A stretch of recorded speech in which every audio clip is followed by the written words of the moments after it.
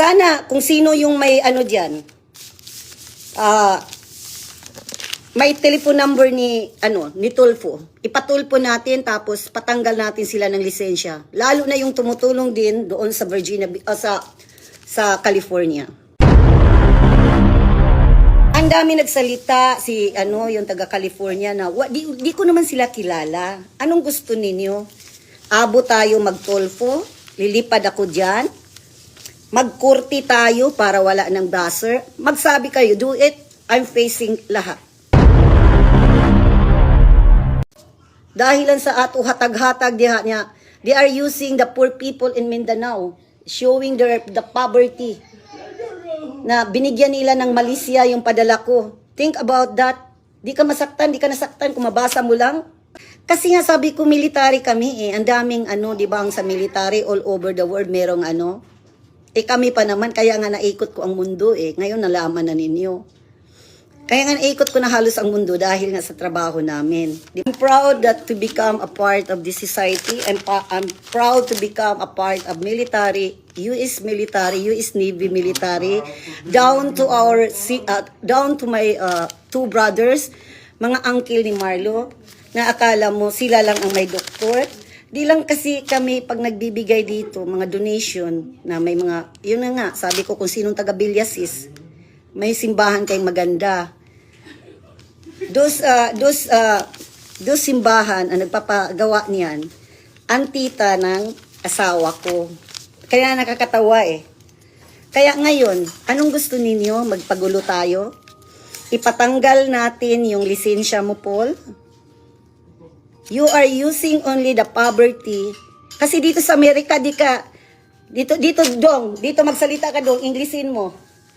Dali ka diyot lang, at least. O di, kay dili na ganahan sila ng inana mo, punang ako ba na, di mo sulti. Ang pugong biyahero, because you are using guys, unsa ka ng Bisaya sa, anong tawag nyon, yung, Kapobrehon ba na? Ano pang gusto ninyo? Pati tax? Natin? Ipaayos? O yan si Ma'am Flor, courtesy of Ma'am Flor, Bisaya din yan, taga Bohol. Sila ang nasaktan para sa akin. Ako hindi ako miyak. Ngayon ko lang after nag-church na sa daming message, mga tawag sa akin na naawa sa akin. Dahil wala naman akong purpose na sumikat eh. I'm not a vlogger. Ang ganda ng buhay ko, matulog ako, gumising ako, walang pakialam. Hindi nga ako nagluto ng pagkain eh. Kanya-kanya kaming bili. Ganyan ang buhay ko dahil nga as I said, retired military kami. Tapos, naapa rin kami sa government. Hindi ako nag-inarte. Ngayon, ano bang gusto niyo ipalabas? Ngayon na-analyze ko, you are using the poverty sa taga-bundok. Kaya nga first time in my life yung nakita ko ang kapobrehon. Ayan ha, nahirapan ako ng mga lalim ng magbisaya. Wala namang dito sana di naman ako nagsabi magnanakaw kasi sabi ko naka-record kami ni Pugong. Ang dami nagsalita si yung taga California na di ko naman sila kilala. Anong gusto ninyo? Abo tayo magtulfo, lilipad ako diyan. Magkurti tayo para wala ng buzzer. Magsabi kayo, do it. I'm facing lahat. Kasi para to be fair, hindi lang dahil 3 million kayo. Kasi dito sa Amerika, if you want to give heartily, there is no camera. Bawal yan dito magkamera. Because you are a vlogger and nobody will give you. I'm okay, Vida. I'm okay. Do not, kuan na lang mo mga narinig. Nasaktan. Wala namang issue sa akin eh. I don't know you guys. Ikaw naman patulugin yung bata, yung pugong biyahero. Gamitin ninyo yung word na kapobrehon, poverty, mga illiterate. Bigyan lang ng 500. Di naman sa inyo ang pera yan eh. May malalim na connection pa eh. You open my page, Bida. O yan, yan si Vida, o. Mga ano yan, mga malalaking ambag yan sa society dito dahil doktora ang ano niyan, one and only anak lang kaya yan. O doktor yan, hindi mayabang yan. Hindi ko na nga dapat pag-anuhin eh. Yan ang mga... yan lang ang anak dito yan eh. Wala namang issue yan kung magbigay kayo. Ang sa inyo nga, magbigay kayo dahil kayo ang may ano eh, may benefits eh. Wag na tayo magligoy-ligoy. Kayo ang may benefits. Kami nga dito, kaya nga natawa ako eh. When you are really heartily given, like us here, na marami kaming natutulungan, especially my family, hindi lang yung light material, we're not questioning, there is no camera. Alam ko yan dahil nga, maliit lang tong mundo ng Virginia Beach. You are guys using the poverty. Kasi kaya kayo naniguro kayo na wala naman akong sinabi na ulit pa. Di ba nag-video ako, sumagot lang ako sa mga buzzer ninyo. Biro mo yun, atakihin mo na. Kung dito kayo sa Amerika, believe me, na kung maano lang ako, maikray lang ako, yung embassy dyan, I can ask the embassy how to, military kami dahi. Pwede ko kayo kasuhan, ako ang magkaso. Kaya nga, mga kababayan ko, co-workers ko, mga ka-uniform ng asawa ko, marinig man ninyo Bahrain, Dubai, Pakistan, Saudi, buong ng unit ng Army, Military, Army, Navy, US Navy, lahat tayo Pilipino. Please, do not support this pugong biyahero anymore. Wala akong kaalam-alam, ginawa nilang issue yung mga padala ko, ginawa nilang palaki. Kung gusto ninyo, sana kung sino yung may dyan, may telephone number ni Tulfo, ipatulpo natin tapos patanggal natin sila ng lisensya. Lalo na yung tumutulong din doon sa Virginia, sa California. You are using pugong para lang ang tax mo. Kung kami nga ordinaryo, di ba sinabi ko, 80 na yun ang deduction namin eh.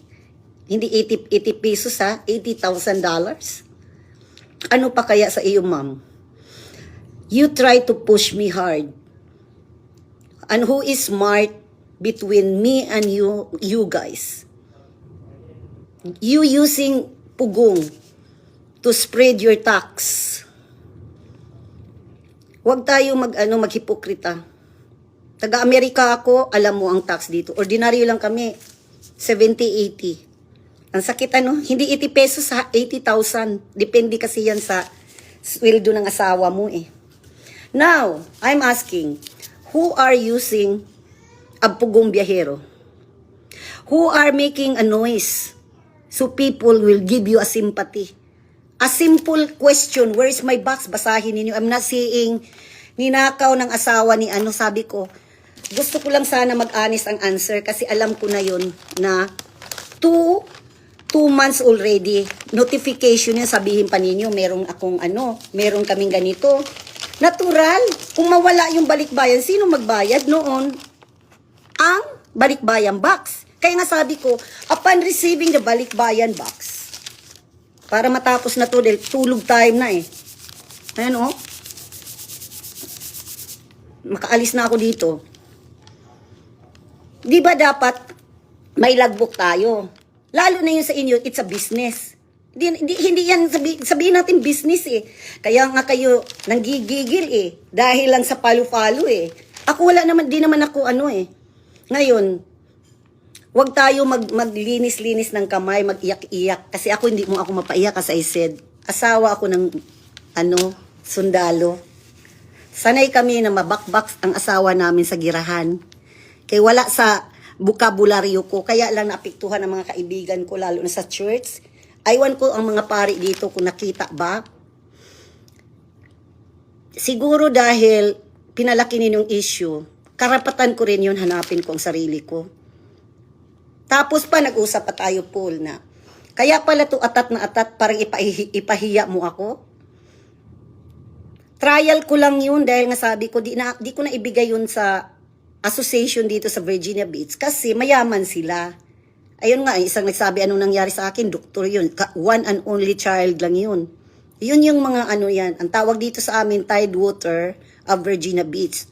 Sila yung, ang dami kasi karamihan dito din talaga, doctor, nurses.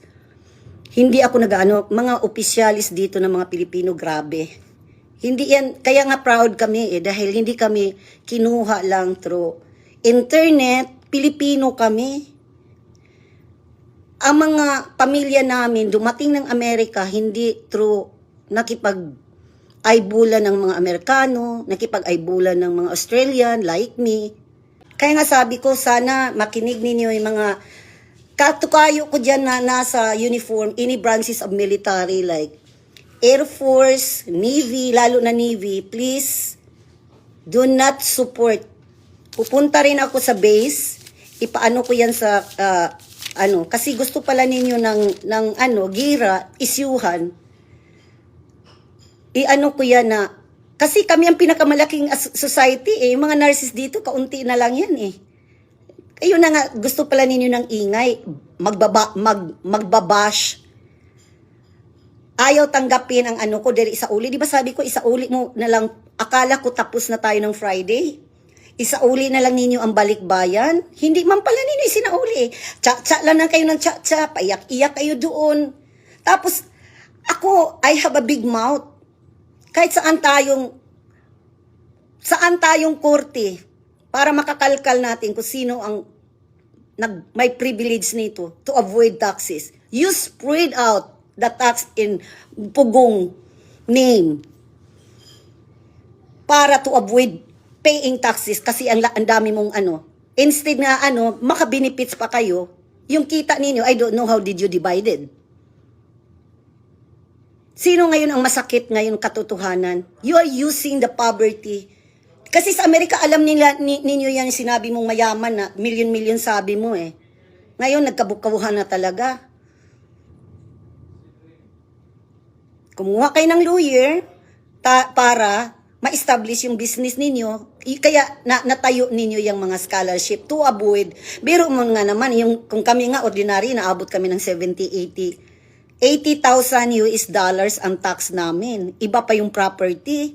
Ngayon, who's using the sentimento ng mga manunood na walang kaalam-alam? Kumuha lang one side. Na akala mo hindi tayo kapwa Pilipino. Kaya nga, I'm so proud of Pilipino. Di mo alam anong trabaho ng pamilya namin, bawat individual namin. Ngayon, I'm asking you, sinong nakakahiya? May padrama-drama pa kayo na kung magnanakaw. Wala ba ako kinikwentang magnanakaw? Sabi ko, kung walang kumuha, siyempre kung hindi makita ang box ko. Di ba nung ko yan, bali early morning ng Monday ako tumawag Saan? Kaya ngayon, sinong nakakahiya sa ating parte? Ako na tumulong? Mga imported yun, tas sabihin lang ninyo, tag 250 o 50, kahit pa 5 pesos. You have to be thankful kasi di ko kayo kilala Di nga kayo kilala dito sa Virginia Beach ng Pugong Biyahero Nagkataon lang yung last summer, it happens. Tas binigyan ninyo ng issue dahil sinabi ko, ko dito na, it's a neglect. Totoo naman Pupunta ko kaya yun doon kayo sa bundok kung wala kayong bayad. Kaya nga kayo yung mayaman Di ba ninyo na-realize yung sinabi ninyong ako malaki ang bunganga ko, panindigan ko yan. Because of your business to avoid pay tax in America. Who is smart now? O yan, sumagot kayo dyan. Ako tong tumulong na wala akong intention. I never know you. Kasi this time yun, nasa Texas. Ako di ko na sabihin bakit naabot ako ng Texas. 2 weeks ako sa Texas. Ika-ika pa ako doon dahil na-slide ako sa banyo. Ganito lang boses ko, di ako galit. Kunwari kayo, masarap kayo makipagsalitaan. Ayun pala, may purpose.